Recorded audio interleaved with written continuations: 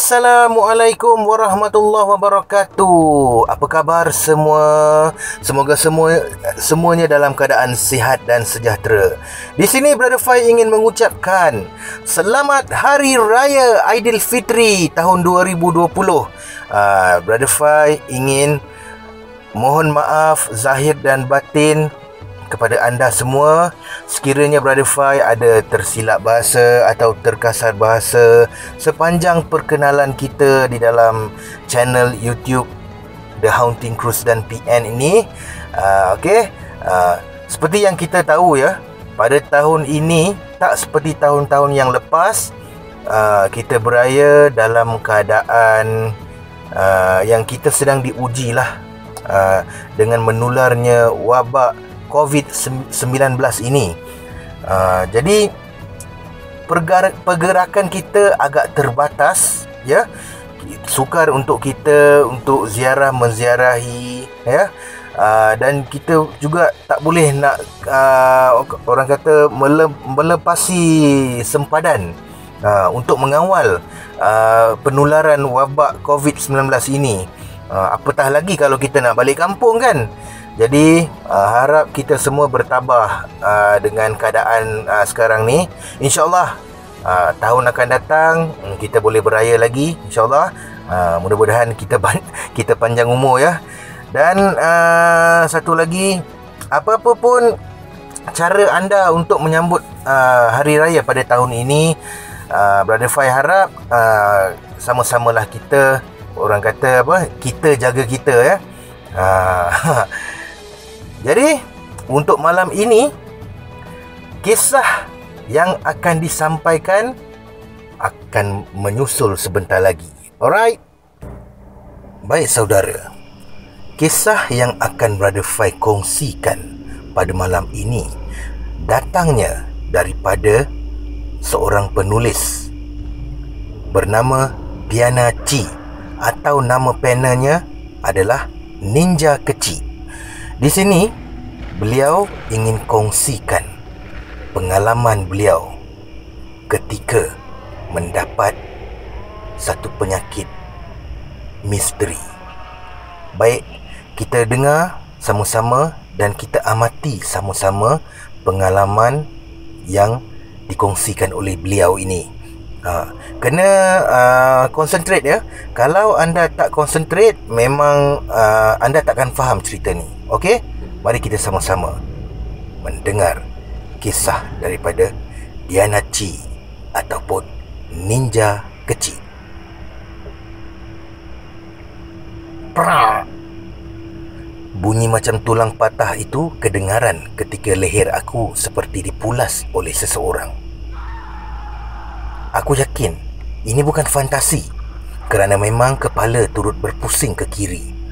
Aku yakin leherku dipulas ke kiri. Tapi oleh siapa?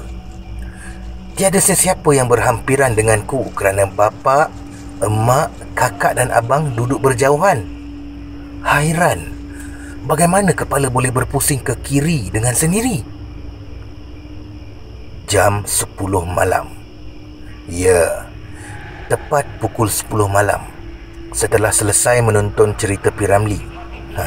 Yakin betul kerana orang tua saya ceritakan semula. Kami nak masuk tidur. Dekat leher dah rasa sengal dan sakit. Aduh, leher saya sakit.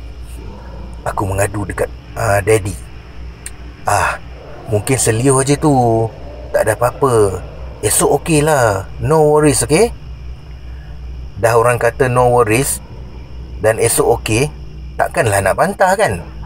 Jadi setelah itu kami semua masuk tidur. Pada esoknya, kenapa masih gelap Pandangan aku ketika itu memang samar-samar. Sekejap nampak dan sekejap tak nampak. Macam suasana malam, padahal dah pagi. Suara maid dan orang tuaku jelas kedengaran dari dapur.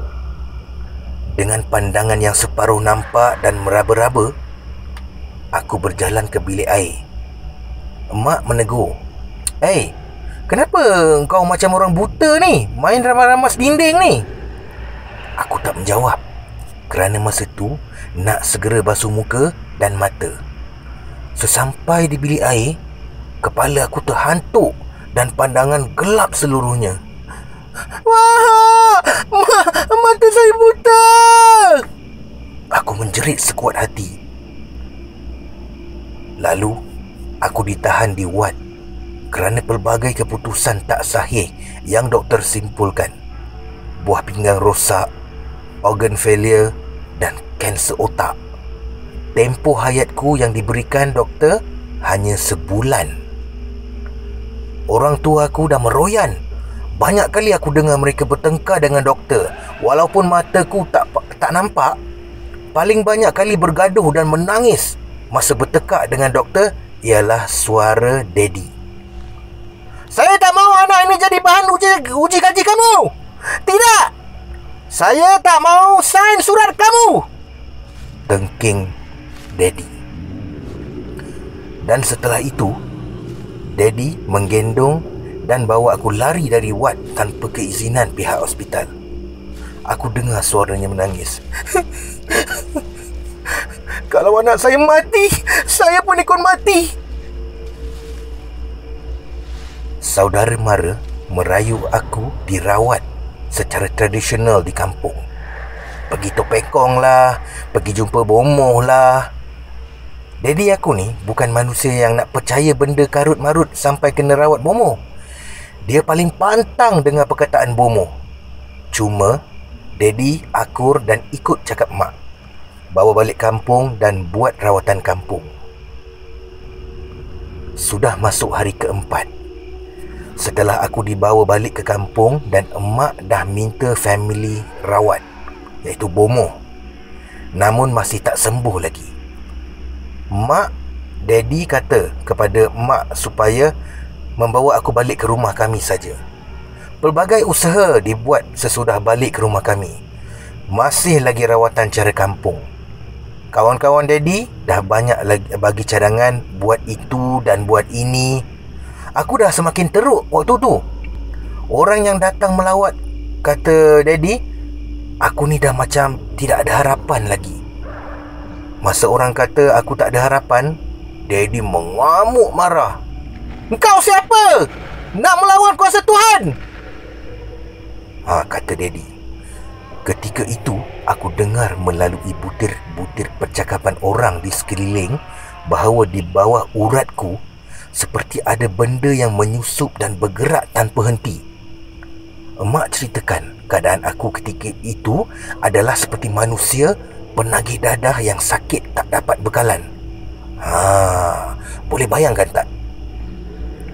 Tetapi hari yang ke-6, kawan Daddy memberitahu ada seorang perawat Islam dan haji berasal dari Labuan boleh merawat sakit misteri seperti yang aku hadapi. Jadi Daddy menghubunginya melalui telefon. Menurut haji tu, tanah yang dibersihkan oleh pekerja Daddy dengan jentolak telah terlanggar busut. Dalam busut tersebut ada makhluk halus.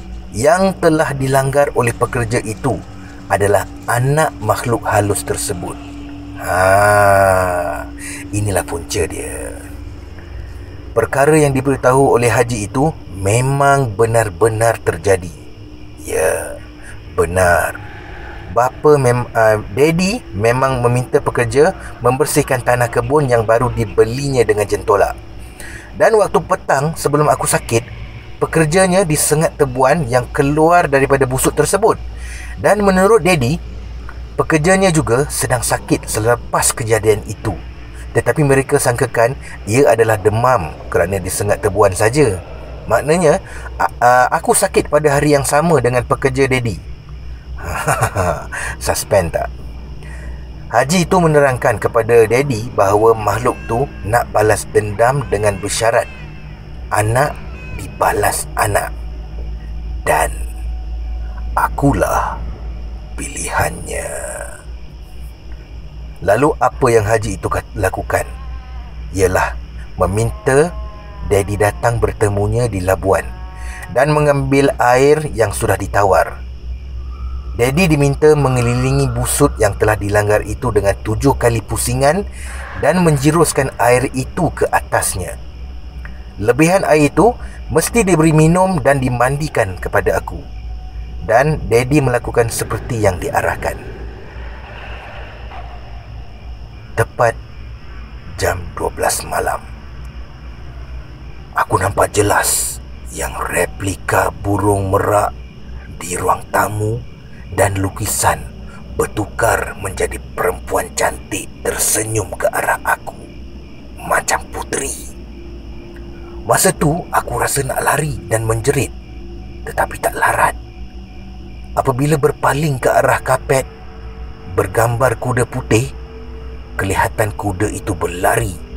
Tapi yang pelik, ia berlari setempat, tak pula keluar dari kapet tu. Tiba-tiba, entah datang dari mana, ramai kanak-kanak lelaki dan perempuan bergerak ketawa mengelilingi aku yang terbaring, yang tak mampu bergerak. Yang pelik, mereka sebaya dan berpakaian sama. Semuanya putih. Ketika itulah aku cuba lagi menjerit, tetapi suara tak boleh nak keluar.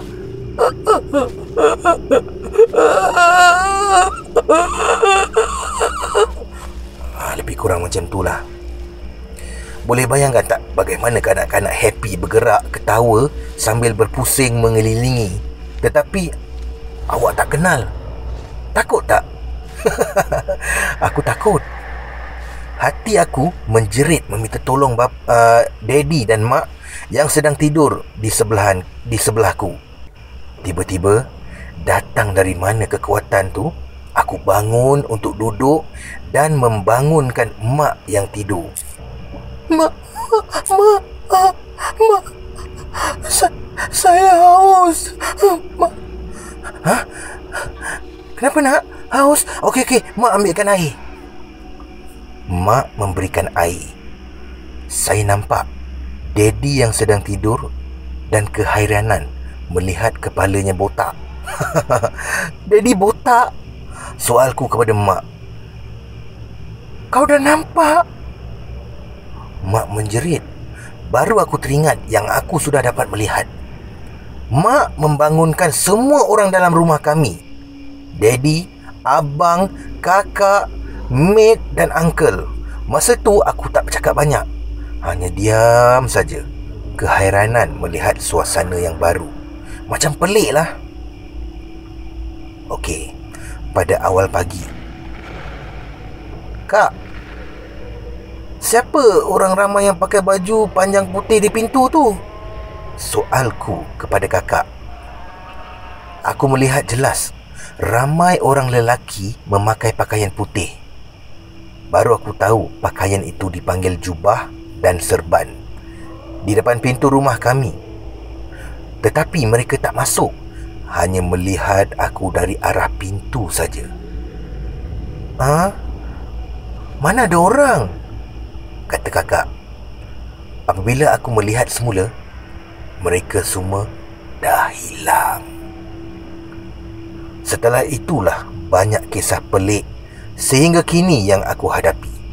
Sehingga kan kena pergi rawatan untuk melegakan diri dari ketakutan, seperti ada seseorang bersama-sama aku di belakang, di tepi. Macam itulah kisahnya. Nak tahu tak kisah aku dikejutkan setiap jam 3 pagi? Nak tahu masa balik dari kuburan Daddy, aku telah disapa suara lelaki? Nak tahu aku pergi rawatan dekat Bangi melihat tikus besar nak melanggar kaki tetapi orang lain tak nampak? Nak tahu apa yang aku kena hadapi lepas makan dari mana-mana restoran yang dijaga pelaris dan sebagainya? Atau nak tahu tak kejadian aku bangun tahajud dan ada suara lelaki ikut sama berzikir masa tu? Ini semua kisah eksklusif. Share cerita pertama malam ini jika anda nak mendengar peristiwa-peristiwa pelik yang lain. Terima kasih dari ninja kecil. Stay at home.